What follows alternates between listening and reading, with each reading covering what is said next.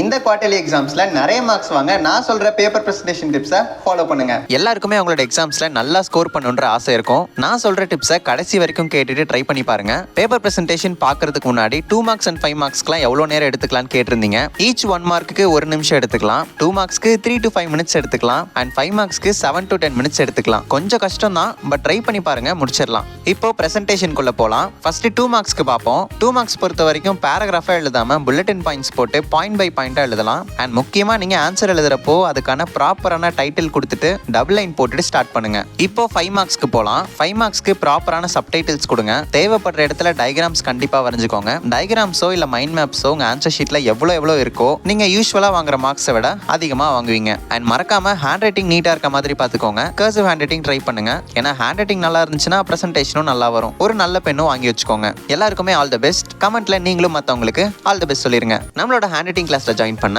இந்த நம்பருக்கு வாட்ஸ்அப் பண்ணுங்க. டீடைல்ஸ் நான் ஷேர் பண்றேன்.